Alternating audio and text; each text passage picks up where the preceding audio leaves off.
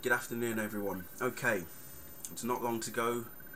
Tomorrow is the epic finale, or at least I'm hoping the epic finale of Smallville Season 9, titled Salvation. This is pretty much what we've all been waiting for. This is what this season has been all about. Everything coming to a head between Clark and Zod, Kandorans against the Justice League and the Justice Society, Tess going up against Zod as well, Lois potentially finding out about Clark. Then we're going to get a glimpse of what supposedly is going to come in Season 10. We're going to get a time warp, sort of like a look into the future for things. Is Clark going to wear the suit? Is he going to start flying? Will he wear the glasses? I want him to start wearing the glasses, okay? That's what I want as well. Relationship between Clark and Lois is obviously diminishing. There's going to be trust issues. Lois is going to feel that her purpose of working with the Blur is going to go further downhill, especially when Zod sort of almost hints that Clark is not who she thinks she is. So everything's happening. Book of Ra is going to be used in this episode as well. How that's going to pan out for not just for Clark, but also for the other Kandorans and Kryptonians that are on Earth as well. Apparently this Book of Ra is going to transport them to another plane of existence. Okay, already people are thinking it's Apocalypse. Some others are thinking it's the Phantom Zone. My theory on the Phantom Zone is that it is probably more solid, and I'll tell you why. You all remember towards the end of Season 5, I believe it was, when Lex was the vessel for Zod. Now it's obviously the Phantom Zod that appeared. Was it 5? No, it was 6. Sorry, Season 6 even. The Phantom of Zod takes over Lex's body. When Clark released the Phantom out of Lex, it went back to the Phantom Zone. But what you need to remember is that that's all he is right now. Is just the Phantom. Okay. You put the clone version of Zod into the Phantom Zone. Put those two together. You see where I'm getting at? Okay. What if that happens? That's likely. It's possible. Okay. The other mention, as I say, was Apocalypse. Therefore, if it's Apocalypse, we've already had Apocalypse mentioned twice. We've had the anti-life equation mentioned as well. People are thinking Darkseid.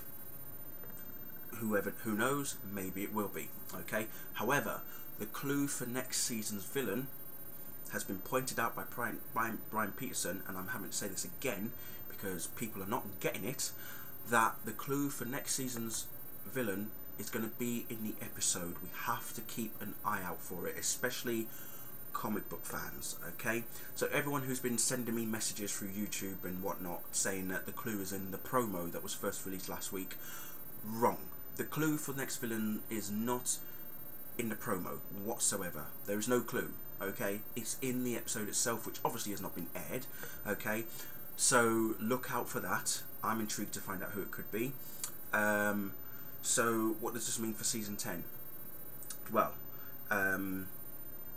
as I say, I want to see more of Clark getting into the, Clark Kent mode, wearing the glasses. Hopefully the suit gets made. Hopefully he starts learning how to fly. Lois to be more cemented in the Daily Planet.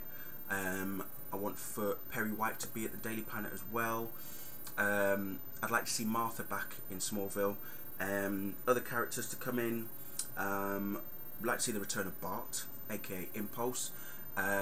Craig from Krypton site wants Booster Gold to be present, so if the producers can bring in Booster Gold, that will make him really happy. Someone asked me if it's possible to bring the character known as Spectre into Smallville. The Spectre being I like to call him the Angel of Vengeance. He's more associated with Justice Society and sort of Batman. He kind of chops between the two sort of thing. But the latest reincarnation of him is for a guy called Crispus Allen. Now, as I say, it was suggested if we can get him in there, and I thought, well, we've already had a dark season of Smallville as it is, and Spectre wouldn't be really fitting in with the Superman mythology in Smallville as yet. You could introduce his alter ego, Crispus Allen, who's a Gotham police officer. Okay, he works with Renee Montoya in Gotham, and he has a fatal accident, but he's also feeling really low because he lost his daughter through an accident as well. But as I say, he has a fatal accident and becomes the Spectre. So you could have him go to like Metropolis, get involved with like the major crimes investigations with the Metropolis PD, which reminds me, you need to make sure, please bring back Maggie Sawyer and Dan Turpin, but make sure that this time Maggie Sawyer has got short blonde hair and Dan Turpin has got a roughed up brown, you know, dark coloured hair as well.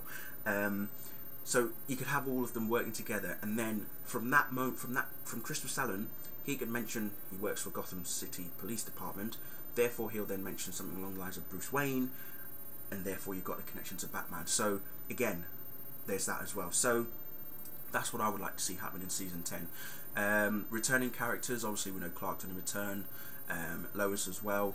Chloe is hopefully going to return. Don't think Tess is going to return, poor lass, because she clings to life in Salvation after her going up against Zod. If he makes an amazing recovery, I'll be very, very pleased. Obviously we're not going to see Zod, but who knows, we might do. But yeah, that's pretty much my side of things. As I say, I want Martha, Perry, Bart, get Booster Gold in there, mention Crispus Allen, or at least a mention of Bruce Wayne, and then we're pretty much set for season 10, and who knows how epic season 10 is going to be. So yeah, that's my take on it, people. Let me know what you think, and look out for the review, obviously. Tomorrow, like night, it'll be about 2 o'clock in the morning or something, so around 2:30 in the morning, you'll know me, I'll be doing it. So yeah, thank you all for watching.